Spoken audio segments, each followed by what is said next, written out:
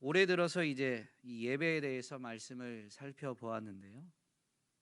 오늘까지 예배에 대한 말씀을 듣고 다음 주부터는 이 직분에 대한 말씀을 좀 살펴보려고 합니다. 올해 교회에 주신 표어대로 교회를 일으키고 교회를 세우기 위해서 교회에게 주신 것이 직분인데, 그래서 다음 주부터는 직분에 대한 말씀을 조금 살펴보고 우리 교회도 직분자를 세워가는 일을 준비하려고 합니다. 그렇게 하시고 여러분 기도 많이 해주시되, 예배에 대한 말씀이 사실은 오늘까지 해서 다 다루는 건 아니에요. 그러나 오늘까지만 살펴본다라는 것이죠. 예배에 대한 말씀을 되새겨보면 사실 하나님이 사람을 창조하신 때에 처음에는 삶이 곧 예배였습니다. 그런데 타락으로 인해서 삶이 예배가 되는 것이 불가능해졌습니다. 그런데 타락한 인생을 하나님이 포기하지 않으시고 원래 지음받은 대로 회복할 수 있는 방법을 주셨는데, 그게 뭐예요? 구약에서는 제사, 신약에서는 공적 예배입니다. 예배라는 개념은 엄밀히 말하면 삶이 곧 예배니까, 그리고 이걸 회복하는 길을 주셨으니까 우리의 삶이 또한 예배가 되어져야 됩니다. 그래서 공적 예배라는 표현을 굳이 사용하는데요. 통상적으로는 아마 예배 그러면 이 공적 예배를 떠올리게 될 겁니다. 삶의 예배 회복을 위해서 주신 방법이 구약의 제사고 오늘 우리에게는 공적 예배인데요. 이 예배에 대해서 많은 오해가 있는데 그 중에 가장 대표적인 것이 예배를 하나님 앞에 은혜를 받는 수단으로 생각하는 것입니다. 은혜다라는 좀 포괄적인 표현을 사용했지만, 개인적으로 하나하나를 예를 든다면 죄사함 받는 수단으로 생각하거나, 또는 문제 해결 받는 수단으로, 또는 하나님께 복을 받는 수단으로 생각한다라면 오해하고 있는 겁니다. 그런데 교회 안에 이런 생각들이 조금 많이 있는 것 같습니다. 구약 시대에도 제사를 그렇게 생각한 경우들이 많이 있죠. 지난주에 예수님이 올바른 예배에 대해서 가르치는 말씀을 살펴보았는데, 그러면서 제목으로 분명히 되새겨보게 된 것이 무엇입니까? 예배에 대해서 바로 이해하지 못하면, 모르고 예배한다면 그것이 오히려 독약이 될 수도 있다라는 것이죠. 이런 오해를 가지고 계속 예배한다면 사실 하나님을 나를 위한 도구로 전락시키게 됩니다. 그것은 신이라고 말하고, 우리 성경에 있는 표현대로 하면 하나님이라고 계속 부른다 할지라도 하나님을 우상으로 전락시키는 겁니다. 하나님이 우상인 건 아닌데 내가 하나님을 우상으로 전락시키게 되기 때문에 하나님이 가장 싫어하시는 우상 숭배를 내가 하고 있는 거예요. 하나님의 이름을 사용하지만, 여호와를 부르기도 하지만 우상 숭배를 하고 있는 것일 수 있다라는 것이죠. 그래서 그 사람에게는, 모르고 예배한다면 그 사람에게는 그 예배가 오히려 독약이 될 수도 있다라는 것을 분명히 되새겨 보았습니다. 예배에 대한 성경의 가르침이 뭐냐면요, 용서를 얻는, 죄사함을 얻는 수단이 아니고 죄사함에 대한 신앙 고백인 거예요. 하나님이 내 죄를 용서해 주신다라는 신앙 고백. 그래서 죄가 있어도 제사를 드리지만 이 제사가 내 죄를 사하는 게 아니라 제사를 받으시는 하나님이 내 죄를 사해 주신다라는 신앙 고백이 제사 드리는 거예요.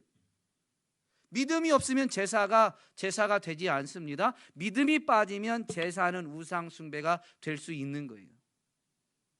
그래서 신약에서 하나님이 기뻐 받으시는 예배는 영과 진리로 드린다라고 했죠. 진리는 그리스도를 가리키기도 하고 기록된 말씀이고 진리이니 말씀을 가리키기도 합니다. 그 말씀이 빠지면 참된 예배가 되지 않아요. 그것은 성경을 읽었다라는 의미가 아니죠. 성경에 기록된 이 진리의 근거에서 진리를 따라서 예배하는 것이 올바른 예배다라는 것입니다.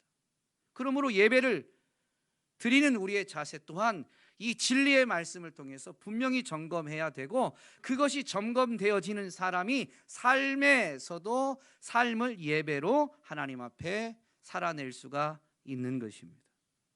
오늘은 레위기 말씀을 통해서 공적 예배와 삶의 예배의 연관성을 살펴보고자 합니다. 구약으로 말하면 제사, 오늘 본문에서는 제사죠. 제사.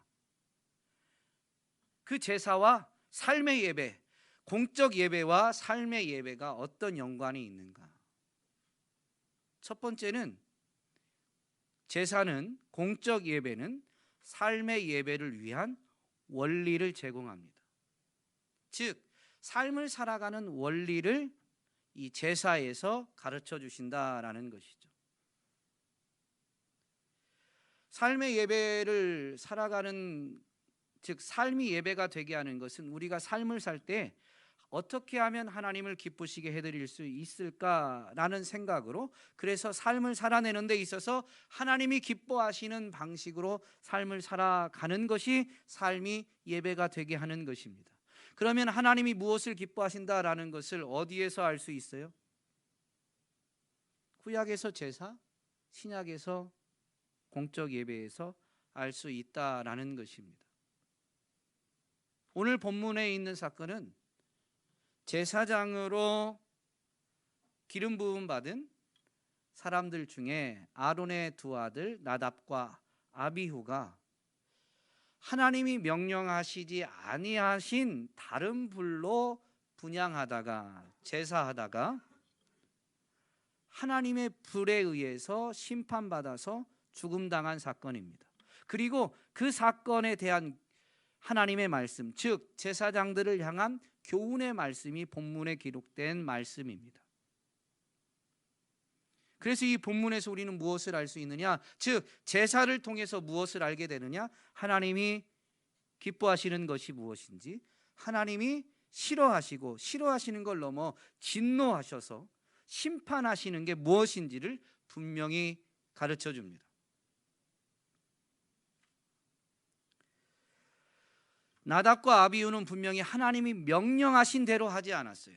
즉 불순종했습니다. 타락 사건을 통해서 분명히 되새겼지만 여러분, 불순종이 곧 죄입니다. 하나님의 말씀, 하나님의 명령에 대한 불순종이 곧 죄예요. 우리는 이 부분을 참 간과할 때가 많아요. 근데 이것을 예배의 자리에서 분명히 되새겨야 됩니다.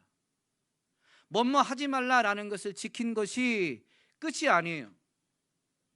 뭐뭐 하라라는 것을 지키지 않았다면 그것도 불순종이고, 우리는 예배의 자리에서 사실 대표기도 하시는 분들의 대표기도 내용을 보면 뭐뭐 하지 말라라는 것을 지킨 것보다 하라는 것을 지키지 못한 것에 대해서 회개하는 내용들이 참 많이 있죠.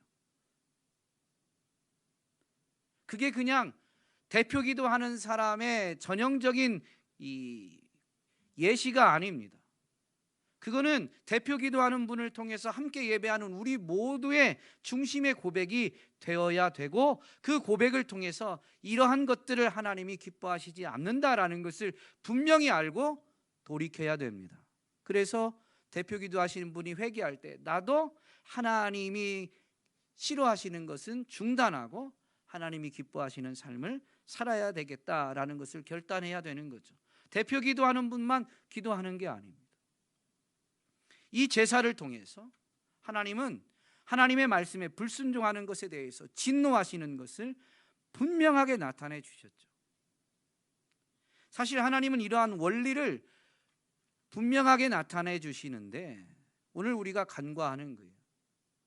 하나님이 선하시고 인자하시기 때문에 이걸 나타내신 이후에 매번 사람들이 제사할 때마다 실수하고 명령대로 하지 않은 것에 대해서 즉결 처분하진 않았습니다. 구약에 있는 선지자들의 선포의 말씀을 보면 이스라엘이 하나님이 명령한 대로 제사하지 않은 경우가 많아요. 그래서 그것을 선지자를 통해서 하나님이 돌이키도록 책망하시는 말씀이 많이 있죠. 즉결 처분한 건 오늘 본문이에요. 왜 그러셨을까요? 레위기 앞부분을 보면 제사법에 대해서 하나님이 말씀해 주시는데, 이 제사법은 언제 가르쳐 주셨냐면 이스라엘 백성이 출애굽하고 시내산에서 언약을 맺을 때 주신 말씀이에요. 출애굽기 19장에서 이제 이루어진 일인데 그 내용이 별도로 한 권의 책에 기록된 것이죠. 그런데 레위기 앞부분에서 제사법에 대해서 다루고 난 다음에는 제사장을 구별하여 세워 기름 붓는 위임식에 대한 명령이 나오고, 그 위임식에서 세워진 제사장들이 이제 하나님이 주신 명령, 법대로 제사하는 내용이 나오는데 그건 앞에 9장에 있습니다. 그렇게 제사하고 그 성막에서 이제 섬기는, 즉 이 제사장들이 나답과 아비후가 하나님의 명령대로 하지 않은 사건이 벌어진 거예요. 그래서 이 일에 대해서는 하나님이 즉결 처분하심으로 인해서 제사를 어떻게 드려야 되는지를 분명히 가르쳐 주신 것이죠. 하나님이 하나님의 명령대로 행하지 않은 것에 대해서 이렇게 즉결 처분하신 것은 일벌백계와도 같습니다. 이 한 번의 즉결 처분을 통해서 이후에는 모두가 다 경각심을 가지고 더욱 하나님의 명령대로 행하게 하기 위함이죠. 그래서 성경에 보면 새 시대가 시작되어지거나 새로운 일이 시작되어질 때 하나님은 이렇게 하나님의 뜻을, 하나님의 거룩하심을, 오늘 본문에서도 하나님의 거룩하심을 나타냈다라고 하는데 이 하나님의 거룩하심을 나타내시는 경우가 있습니다. 신약에서도 있어요. 사도행전 5장에 기록된 아나니아와 삽비라 사건입니다. 오순절 마가다락방의 성령 강림을 통해서 교회가 태동되어졌고 이제 교회 시대가 시작되어졌습니다. 그 새롭게 시작된 교회 시대에는 예수님을 믿는 사람들이 모여서 교회를 이루면서 더 이상 구약에서처럼 제사를 드리진 않아요. 그들은 예수 이름으로 모여서 예수 그리스도의 대속의 은혜를 되새기고 예수 그리스도를 따라가고자, 즉 하나님의 뜻에 죽기까지 복종하신 예수님을 뒤따라서 하나님의 뜻에 순종하는 삶, 하나님을 기쁘시게 해드리는 삶을 살고자 결단하는 시간들을 갖습니다. 그게 교회의 공적 예배죠. 그런데 이렇게 교회를 이룬 교회 안에 주의 이름으로 모인 교회를 속이고자 하는 사람들이 생겼어요. 성령에 의해서 태동된 교회, 그 교회를 속이는 건 사람을 속이는 것으로 생각했는데 사도행전 5장에서 분명히 가르쳐 주죠. 사람을 속인 게 아니고 성령을 속인 것이고 성령을 속인 건 하나님을 속인 것이다 라는 것을 분명히 가르쳐 줍니다. 그래서 교회로 모일 때 우리가 주의 이름으로 모인다라는 것을 정말로 잊지 않게 만들어 주시는 것이죠. 그 주의 이름에 합당하게 모이고 그 주의 이름에 합당하게 살고자 하고, 답지 못해도 주의 이름을 의지해서 새롭게 시작하고자 하는 게 바로 교회의 공적 예배다라는 것입니다. 예배를 통해서 하나님이 무엇을 싫어하시고 무엇에 진노하시고 그래서 하나님이 무엇을 심판하시는가 뿐만 아니라 하나님이 무엇을 기뻐하시는지를 분명히 가르쳐 주십니다. 구약에서 선지자들을 통해서 제사도 그렇다라고 말씀드렸죠. 말라기 선지자는 이렇게 하나님의 말씀을 선포하는데 말라기 1장 8절에 보면 이렇게 기록되어져 있습니다. 만군의 여호와가 이르노라, 너희가 눈먼 희생 제물을 바치는 것이 어찌 악하지 아니하며. 희생 제물, 제사를 드리는데 제사 드리는 게 악하다는 거죠. 그래서 지난주에 모르고 예배하면 모르는 것이 독약이 될 수 있다라고 분명히 말씀드렸습니다. 저는 것, 병든 것을 드리는 것이 어찌 악하지 아니하냐. 여러분, 레위기 율법에 보면 제물은 희생 제물은 흠이 없는 것으로 드려야 돼요. 그런데 이 제사가 계속 반복되고 답습되면서 하나님을 섬기고 하나님께 제사 드린다는, 하나님을 예배한다는 이스라엘 백성들이 어떻게 했냐면 저는 것, 병든 것, 눈먼 것으로 하나님 앞에 제사를 드리더라라는 것이죠. 그러니까 하나님이 그걸 지적하시면서 이제 그것을 너희 총독에게 드려보라. 그가 너를 기뻐하겠으며 너를 받아주겠느냐. 총독도 그렇게 하면 기뻐하지 않겠다. 하물며 하나님이 기뻐하시겠느냐? 그런 제물을, 그런 제사를 하나님이 기뻐하시지 않는다라는 분명한 선포입니다. 13절에 보면 이렇게 한 번 더 이 내용이 반복되는데 다른 표현이 좀 있어요. 만군의 여호와가 이르노라 너희가 또 말하기를 이 일이 얼마나 번거로운고 하며 코웃음 치고 훔친 물건과 저는 것 병든 것을 가져왔느니라. 그러니까요, 저는 것 병든 것을 하나님 앞에 제물로 바친 이유 중에 하나가 온전한 것, 흠이 없는 것을 드리기 아까워서인 것도 있겠지만 이 표현대로 하면 자기 소유 중에 흠 없는 것을 찾는 게 너무 번거로운 거예요. 그러니까 그냥 가까이 있는 거, 쉽게 눈에 띄는 거, 그런 거 그냥 갖다 바치기 시작한 거예요. 왜 이렇게 번거로워? 여러분, 구약에 이 제사를 드리라는 명령을 보면 매일 번제를 드려야 됩니다. 상번제, 아침에 한 번, 저녁에 한 번. 예배 그거 교회는 목회자들이 제일 많이 하는 말인데요. 왜 한국 교회는 새벽 예배를 만들어 가지고, 요즘 성도들은 새벽에 일찍 일어나지도 않는데 뭐 그렇게 새벽 예배 만들어 가지고 꼭 교회가 새벽 예배를 드려야 되냐?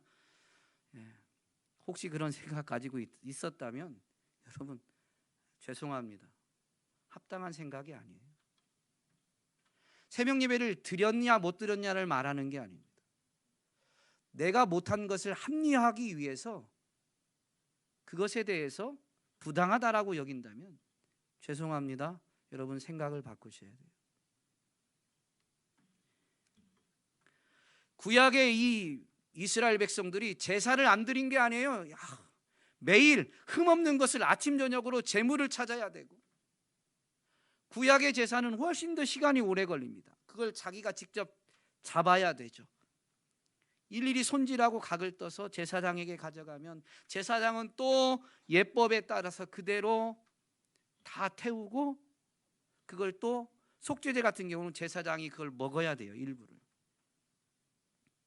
그러고 나서야 이제 제사가 마쳐지게 되죠. 그러니 결코 짧은 시간이 아닙니다. 그런데 하루에 2번, 그리고 안식일마다, 또 매월 초하루, 그 중에 또 큰 절기들마다 뭐 이렇게 매일 드리는데 절기 때 또 따로 더 해야 되냐? 매 주일 드리는데 매달 초하루 꼭 해야 되냐? 여러분 절대 아닙니다. 예배를 번거로워하고 그래서 하긴 해야 되니까 자기 의미대로 한다? 여러분 하나님이 기뻐 받으시지 않습니다. 오늘 본문이 그걸 가르쳐 주는 거예요. 나답과 아비후가 기름 부음 받고 처음 제사를 드리고 나서 이제 분향을 해야 되는데, 그 분향은 이제 불이 필요한데요. 아무 불이나 갖다 해도 되겠지라는 안일한 생각을 한 거예요. 불을 안 갖다 바친 게 아니에요. 이스라엘 백성들이 제물을 안 바친 게 아니에요. 아무거나 괜찮겠지. 여러분 아무거나 괜찮지 않습니다. 오늘 신약 시대로 말하면 예배의 요소 중에 시간이 있고 몸을 드리는 게 있고 그리고 물질을 드리는 게 있습니다. 여러분 금액을 얘기하거나 어떤 시간을 따지거나 말하는 건 아니지만, 그러나 정말로 하나님이 받으시기에 합당한가? 아무거나 괜찮은 게 아닙니다. 오늘 본문에 보면 아무거나 괜찮을 것이라고 여겼던 나답과 아비후는 하나님의 불에 의해서 심판을 받죠. 여러분 불이라고 해서 다 같은 불이 아니에요. 오늘 본문에 보면 이 심판받은 사람들을 이제 그 성막 안에서 밖으로 성막 밖으로 옮겨가라고 하는데 그 표현을 보면 놀라운 일이 있습니다. 5절에 보면 그들이 나와 모세가 말한 대로 그들을 옷 입은 채 진영 밖으로 메어내니. 여러분 여기에서 이상한 거 하나 발견하지 않아요?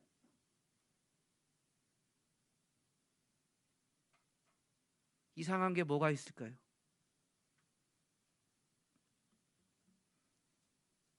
5절 그들이 나와 모세가 말한 대로, 여기서 그들은 사장에 있는 아론의 삼촌 우시엘의 아들들을 말합니다. 그들이 나와서 모세가 말한 대로 그들은 나답과 아비후죠. 나답과 아비후를 옷 입은 채 진영 밖으로 메어낸다랍니다. 이상한 게 뭐가 있을까요? 옷 입은 채로. 여호와의 불이 나와서 이들을 심판했어요. 그래서 이들이 죽었어요. 불에 타 죽은 거예요. 그런데 옷은 멀쩡해요.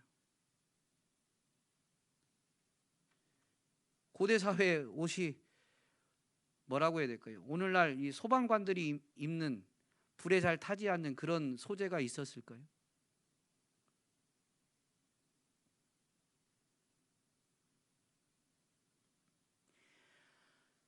출애굽기 3장에 보면 하나님이 모세를 부르실 때 가시떨기 불꽃 가운데에서 모세를 부르십니다.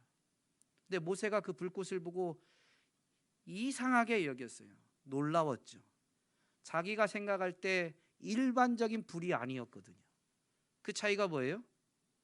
가시떨기 나무에 불이 일어났는데 그 가시떨기 나무가 타지 않는 거예요. 불은 활활활 일어나는데 가시떨기 나무는 타지 않아요. 하나님의 불이 그것을 전혀 태우지 않기도 하고 그 생명을 앗아가기도 하는 겁니다. 옷은 멀쩡했대요. 그런데 그 사람들이 생명을 잃게 됩니다. 이것은 심판의 관점에서 보면 하나님의 진노 아래 살아있을 수 있는 사람이 없죠.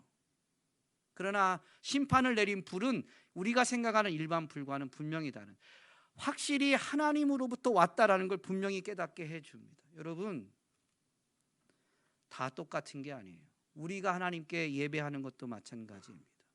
주일 오전 11시 이 시간에 와서 하나님 앞에 시간을 드립니다. 자기 몸을 가지고 와서 하나님 앞에 몸을 바치지만 이것이 다 똑같은 게 아니에요. 몸을 바치는데 누가 마음을 다하고 힘을 다하여 그 몸을 바치느냐, 아니면 몸만 왔느냐, 전혀 다른 것입니다. 시간을 들여도 그 시간이 온 정성을 다했느냐. 표현을 이렇게 해서 죄송합니다. 안 하면 찜찜하니까, 번거로우니까 와서 앉아 있어서 1시간만 때우고자. 그런 분들은 그런 생각이 많이 들죠. 아니, 안 그럴 수도 있는데 그런 경우라면 그건 100% 그런 생각이 듭니다. 저 목사는 왜 이렇게 설교를 길게 하냐. 통상적으로 요즘 한국교회에서 목회자들 사이에서 현대인들이 바쁘기 때문에 예배는 1시간을 넘기면 안 된다, 설교는 20분을 넘기면 안 된다. 예배의 초점이 누구에게 있는 거예요?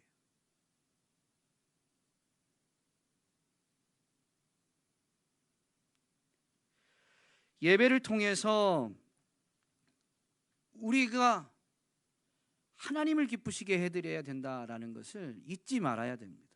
그리고 하나님이 뭘 기뻐하시는가라는 걸 분명히 되새겨야 되는 것이죠. 이 공적 예배는 또한 삶의 예배를 위한 실습을 제공합니다. 아는 것으로 끝나면 안 돼요. 여러분, 사람은 아는 대로 행하지 않습니다. 아는 대로 삶을 살지 않아요. 원리를 알았어도 원리대로 삶을 사는 것은 다른 영역입니다. 그래서 삶이 되려면 반드시 실습, 연습, 조금 더 강도 높은 표현으로 바꾸면 훈련이 필요합니다.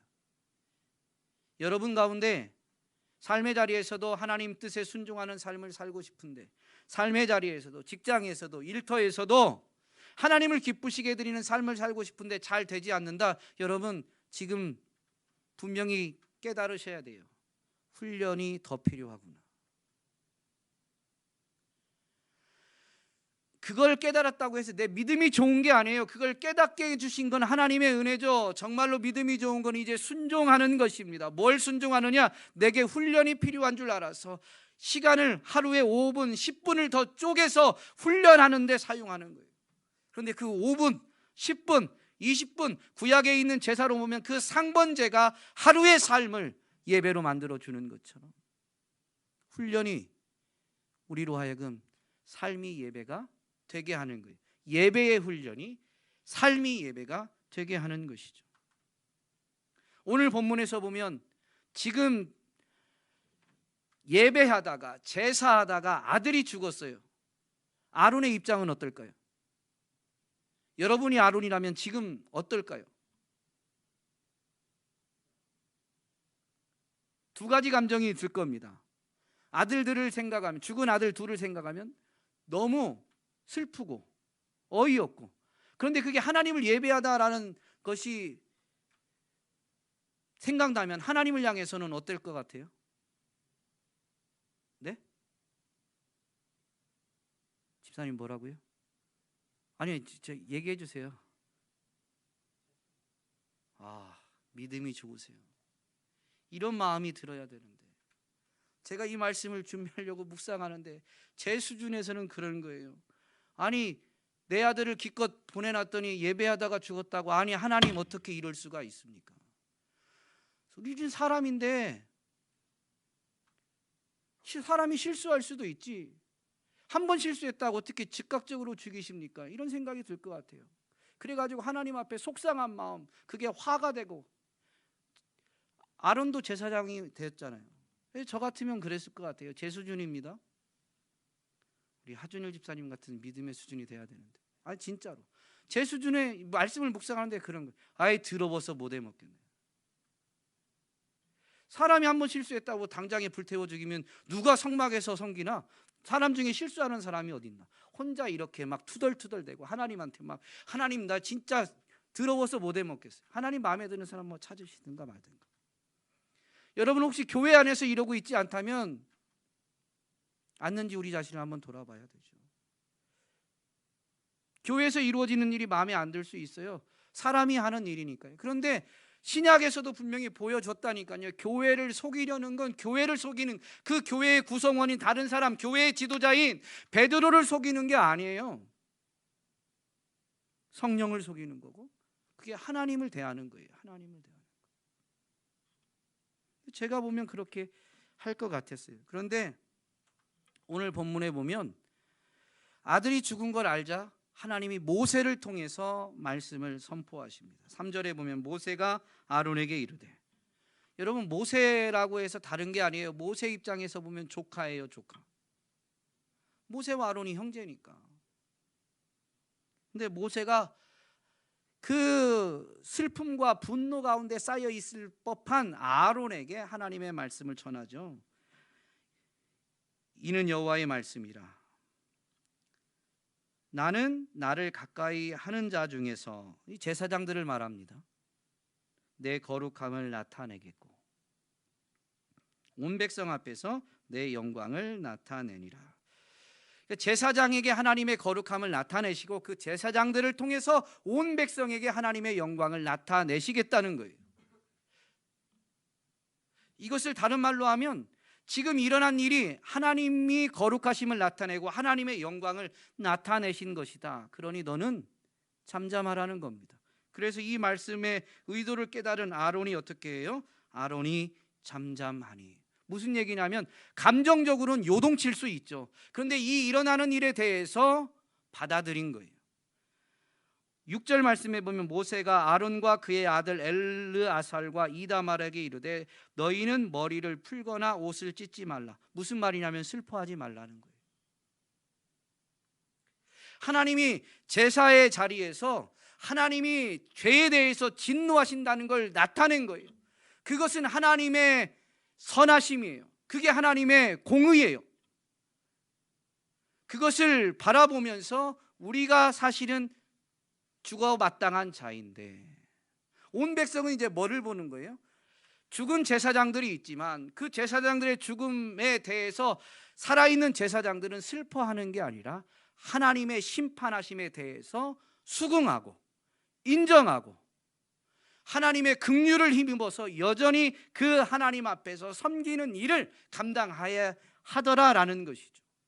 그래서 남은 제사장들이 하나님 앞에서 섬기는 그 모습은 하나님의 은혜와 긍휼의 증거다라는 것을 드러내야 되는 거예요. 이게 하나님의 영광을 제사장들을 통해서 온 백성에게 알리는 겁니다. 여러분, 예배는 내 입맛대로 드리는 게 아니에요. 이거를 예배의 자리에서, 오늘 이 자리에서 훈련하는 거예요. 내가 원하는 대로 되지 않아도 하나님이 정말로 이 예배를 기뻐 받으실까? 이 예배에 나는 정말로 하나님이 받으실 만큼 마음을 다하고 성품을 다하고 힘을 다하고, 여러분 특별히 하나님 사랑하라는 그 사랑의 방식에 대해서 뭐라고 말씀하세요? 목숨을 다하여.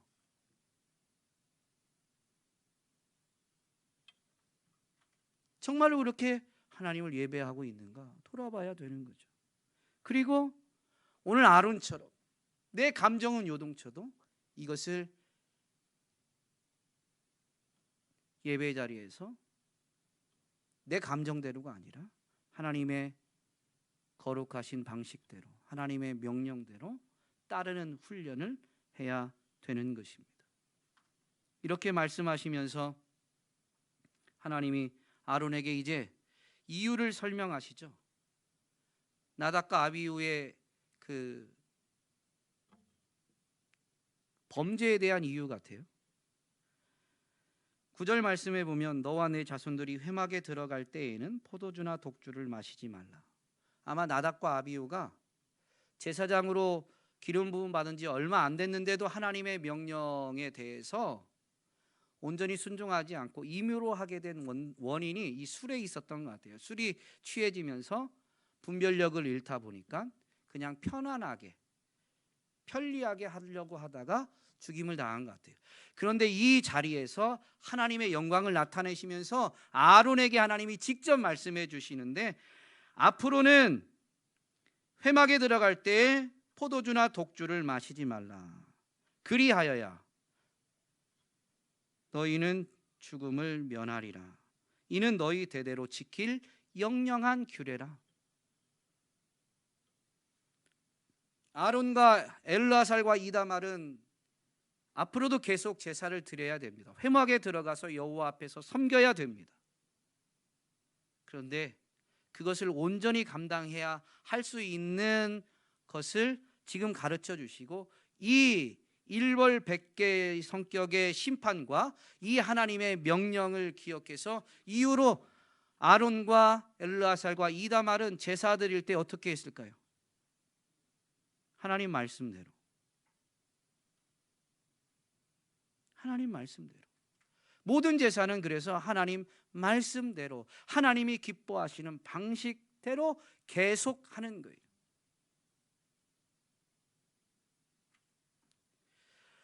오늘 본문에서 보면 제사장을 통해서 하나님이 거룩하심을 나타내시는데요, 이 부분에 대해서도 우리 교회가 생각해야 되는데, 우리에게 제사장은 누구예요? 예수 그리스도이십니다. 예수 그리스도를 통해서 하나님이 하나님의 영광을 나타내셨어요. 그분을 십자가에 못 박으심으로 인해서 죄에 대한 하나님의 진노와 심판을 나타내 보이셨고, 제사장이신 예수님은 친히 제물이 되셔서 십자가에서 대신 죽으셨을 뿐만 아니라 3일 만에 부활하시고 승천하셔서 지금도 온전한 장막, 하늘 장막에서 하나님 보좌 우편에서 여전히 연약한, 여전히 부족한, 그래서 실수하는 우리들을 위해서 온전한 대제사장이신 그분이 지금도 우리를 위해 중보하고 계십니다. 그래서 오늘 우리는 실수하기도 하지만 육체의 한계와 연약함 때문에 주일 예배에 대해서 불편해하고 꼭 번거롭게 매 주일마다 이래야 되는가라는 순간 생각에 사로잡히기도 하고 예배에 와서 온 마음과 정성과 힘을 다하지 못함에도 불구하고 하나님의 직결 처분이 아니라 예수 그리스도를 통해서 온 백성으로 하여금 하나님의 영광을 보게 했던 것처럼, 그럼에도 불구하고 그분 제사장이신 예수님을 통해서 우리는 하나님의 영광을 보고 있는 겁니다. 그래서 사도 바울은 교회를 섬기면서 교회에게 편지하면서 분명한 신앙 고백을 하죠. 여러분, 이 신앙 고백이 사실은 모인 교회 안에서, 즉 교회의 공적 예배에서 매번 이루어져야 될 일인데요. 나는 이미 그리스도와 함께 십자가에 못 박혔다. 내가 죄인이고 사실 예수님이 대신 죽으실 때 나는 이미 죽은 것이다 라는 고백이 있어야 됩니다. 뿐만 아니라 그에 이어진 고백, 이제는 내가 사는 것이 아니라 오직 내 안에 그리스도께서 사시는 것이다. 여러분, 이게 예배 시간에 있는 거예요.